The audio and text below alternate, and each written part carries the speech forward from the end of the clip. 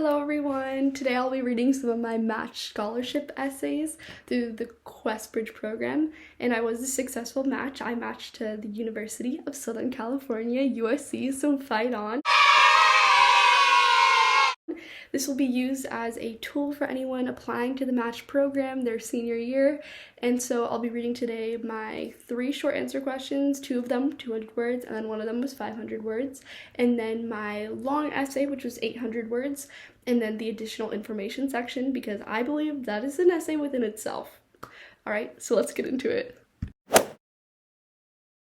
Okay, this is short answer prompt number 1, 200 words. And it was, tell us about one of your proudest achievements or moments and what it says about you. Alright, starting off. When I was 15 years old, I walked into my own room for the first time. The walls, the doors, the closet, the bed were all mine. Not since I was in elementary school did I have the sense that a room would be mine permanently, decorated with Barbra Streisand posters, sticky notes filled with definitions of words I was trying to learn, and my beautiful antique Victorian bed frame. I thought that all the pain was worth it for this moment. But it was only a few months later that I would leave for my own safety. As I sat alone in that room, the 4 walls were my only companion. They heard my keyboard click at ungodly hours and my passionate voice during online debate tournaments. They saw a teen girl dancing. They housed a closet full of thrifted treasures that I selected to fit my personal style. My room also witnessed tears, fighting, and pain that couldn't be unseen or unheard. I was proud to have a room of my own, but I am now proud to have left it. Leaving says I'm not afraid to sacrifice my proudest moment for the sake of my future. Okay, so that was the first short answer prompt. Let's get into the second one. So the short answer number 2 prompt for 200 words was, if you could meet a character from a book or a historical figure, who would it be and what would you ask them? Okay, this is one I really love. It's just very cute and sweet, but I wish I could talk to Mr. Fox from Roald Dahl's book, The Fantastic Mr. Fox, and ask him why he married someone who demanded he curb his natural inclination to steal. I want to ask him, why did you marry her if you knew you did not want to sacrifice this part of yourself? He had stopped stealing when he learned about Mrs. Fox's pregnancy, but the urge never left him. When he acted on it, he jeopardized his family and the entire animal community in which they lived. He could explain how our need for success, our greed, and our desires cloud our minds so that we risk the safety of those around us. Dahl's story ends with a reborn community of animals making home in the sewers after Mr. Fox's home and the fabric of his community is destroyed by his choices and actions. This is not a fairy tale ending. I want to know why Mr. Fox's need to be fantastic had to interfere with the love that surrounded him in the community in which he lived. Why were those things not enough for him? Okay, that was the second short answer prompt. This is the long main essay, and the prompt is, we are interested in learning about the context in which you have grown up, formed your aspirations, and accomplished your successes. Please describe the most influential factors and challenges in your life and how they've shaped you into the person you are today. So, this one's a bit heavy, so if you don't want to hear some heavy information, please feel free to skip this part. No offense to me, but time to get into it. Often, the warm memories of my parents enchant me into thinking I navigated through high school with parental support. I did not, and dispelling that fantasy pushes me to build a future that is much better than my past. I lost the parents that I once knew long before I ever reached high school. The loss became clear in 3rd grade when I first made school lunch for my sister and woke my drunken father up to take me to school. I felt it even more as I pleaded strongly with my mother to find support to help her cope with the abuse she suffered. My father was arrested and stripped of his legal right to see me 6 years ago. I've not seen him since. My pleas with my single mother fell short and her suffering overcame her. I have not seen her for over a year. Broken apart by abuse, self-medication, and lost love, the parents I once idolized became strangers. When the illusion of attentive parents broke down, I knew I needed help. Ava, you should have said something, honey. My guidance counselor's words went right through me. What was there to say? How could I explain that for the past 3 years that there had not been food in the fridge, that I ignored the depths of my mother's mental illness until she dragged me down with her? How could I come to terms with it myself? I needed to leave. The instability overwhelmed me. Another voice chimed in. The school resource officer told me, "You're not technically a runaway because you're coming to school with a good GPA. You're a junior class vice president. I can't force you to go back." I was free. Asking for help proved harder than the work itself. Initially, I pushed others away and explored my diverse interests independently. Help from others was a stranger to me, and inviting it was a frightening task. Because in my world, the idea of help was met with backhanded comments from parents I idolized. I was not accustomed to a space where collaboration and trust were valued. When I finally removed myself from that household that neglected me, I was forced to become comfortable with these new guiding principles. I was confused when new voices invited themselves into my life. My inner monologue questioned, why would they want to help me? Ava, you can figure this out by yourself. I was wrong. I learned to trust the voices of adults and peers that wanted to support me. I was terrified of unfamiliar faces that until recently I only knew as the parents of my friends. But I soon lost the fear that my difficult past might overwhelm my promising future. Instead, I simply wanted these people to say that they were proud of me. I was offered comfort for the first time in my life, and still I struggled to accept it. Independence only gets you so far when you lack the resources for success. Accepting help allowed me to feel loved because I had allowed the adults in my friends' families, guidance counselors, and school administrators to support my goals. Love infuses everything I have achieved. Independence did not feel so heavy when I had support. In the midst of learning to trust, I was empowered by the strength others found in me. The love around me fueled my ambitions to run for higher office in student council, grow as a debater, and write papers that made me proud. I discovered a passion for literature, a love of debate, and an enthusiasm for mock trials that inspired me to study English and pursue a legal career. I found solace in the work I pursued. My life in some aspects has been bleak, but I find strength in my story. The loss of my family haunted me for 8 years. It forever holds a reminder of the reality I have faced. Sometimes I still ask myself, why should I fight? Why did my family do this? Why am I so young to feel this old? These questions have no right answer. They lead to darkness, confusion, and regret. Instead, allowing myself to grieve what I lost pushes me to grow every day. Despite long odds, I have fought for a life of my own, rather than the one poisoned by the decisions of unfit parents. Whenever I look at my reflection, I see a person craving progress. A distorted view of myself may also reflect back, but I remain strong. The mirror shows a beautiful smile, eyes full of curiosity, and a great perseverance. I see myself now, understanding the story I have and the future I must make out of it. That was long, but yeah, that was it.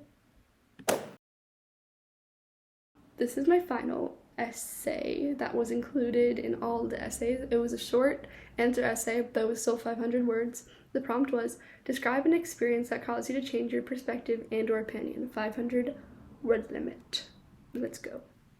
A 5 a.m. alarm. Caffeine, a pile of too much paper, and a congressional chamber full of 16-year-old senators. I participated in debate for 4 years, but it took me a while to accept my title as debate kid. This activity encourages students of all backgrounds to use their voices to make a difference.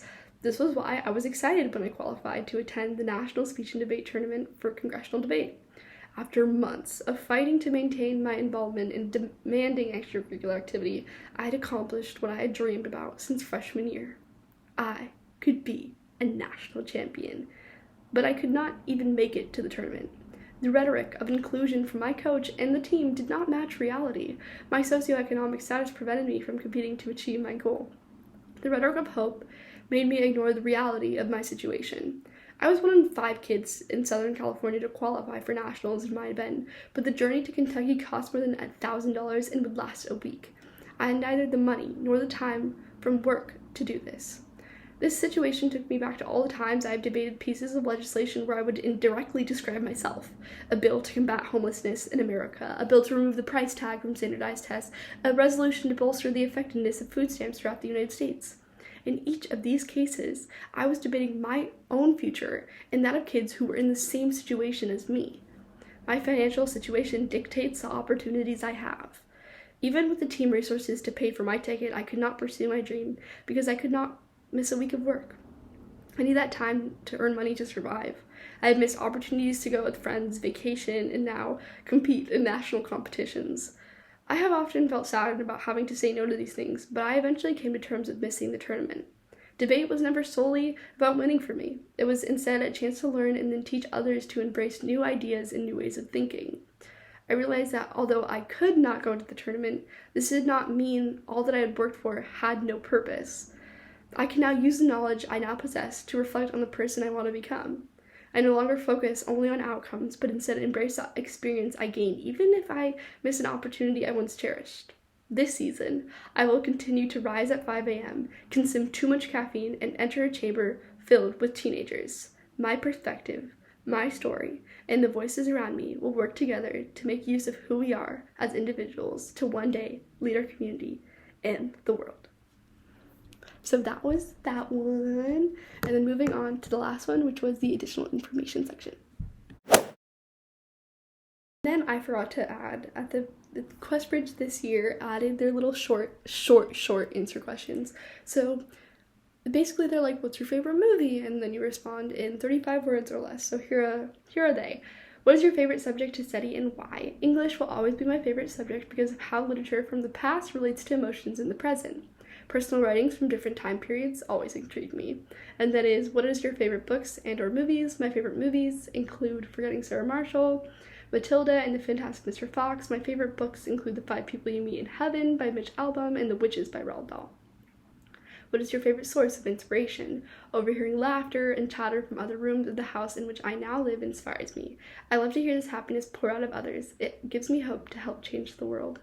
How do you spend a typical weekend? I spend my weekends working and spending time with people I love. Whenever I have a free Saturday morning, I go to the Goodwill bins with my friends. What compliment are you most proud of receiving and who gave it to you? You need to start writing about your life, Ava. You're so strong.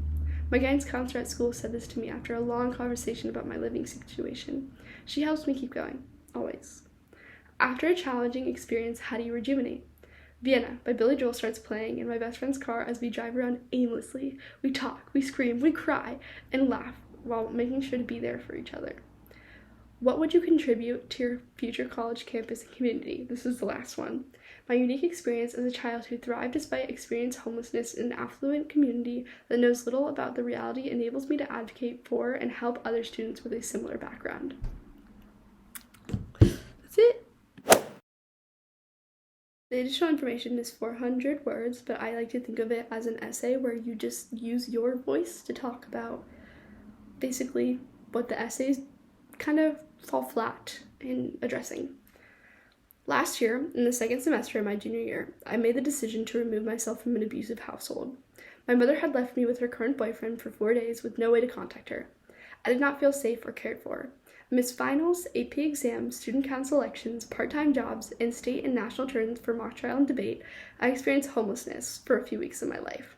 Luckily, I was registered as homeless with the school because earlier in the year, my mother and I did not have a permanent address. When I came forward to share what was happening in my life with the school counselor, we filled out paperwork so I could be officially designated as an unaccompanied homeless youth.